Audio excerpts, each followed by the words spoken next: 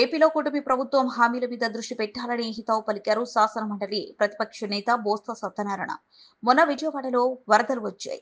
అది ప్రభుత్వ వైఫల్యం కాదా అని ప్రశ్నించారు. తిరుపతి తొక్కిసలాట మానవ దప్పిదమే అని చెప్పుకొచ్చారు.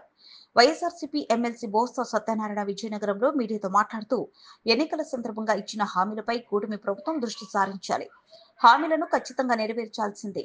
ప్రభుత్వ వైఫల్యాలను కప్పిపుచ్చుకునే ప్రయత్నం చేస్తున్నారు. కూటమి నేతలు విజయవాడలో వరదలు, తిరుమలలో తొక్కిసలాట ఇవన్నీ మానవ తప్పిదాలే. రాష్ట్రంలో పేద విద్యార్థికి ఇంగ్లీష్ వద్ద సంపన్నులకే ఇంగ్లీష్ మీడియమా అని ప్రశ్నించారు. ఇదే సమయంలో 3 ఏళ్ల కిందట రామతీర్థం ఆలయంలో రాముడి విగ్రహం ధ్వంసం చేసిన కేసులో నిందితుడు A2గా ఉన్న వ్యక్తికి సాక్షాత్తు అదే ఆలయానికి ధర్మకర్తగా ఉన్న కేంద్ర మాజీ మంత్రి అశోక్ గజపతిరాజు చేతుల మీదుగా సీఎం సహాయ నిధి నుంచి 5 లక్షలు ఇచ్చారు.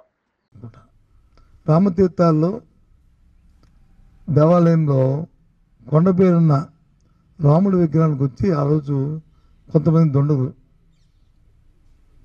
అన్నోన్ పర్సన్స్ తల ఛేదించిన దానికి అది తీసుకొచ్చి ఆ చెరువులో పక్కనున్న ఆ చెరువులను నృతులను అక్కడ పడివేసి అది సంఘటన. దాని మీద పెద్ద ఎత్తున నిరసనలు వచ్చాయి.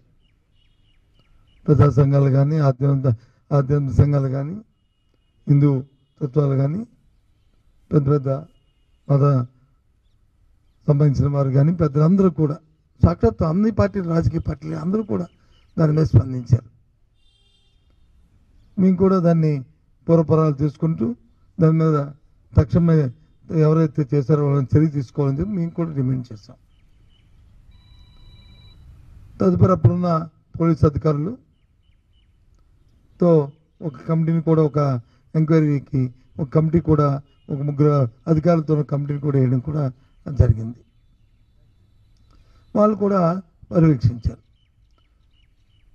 ఫైనల్గా ఏం తేల్చారంటే ఒక వ్యక్తిని మీద ఈ అభియోగాన్ని ఆపాదించి ఆ వ్యక్తిని A2 కింద పెట్టి మిగతా వాళ్ళని ఇన్వెస్టిగేషన్ చేస్తున్నాము ఇంకా అని చెప్పని ఆ వ్యక్తిని ఇంట్రాగేట్ చేసి ఛార్జ్షీట్ పెట్టడం జరిగింది.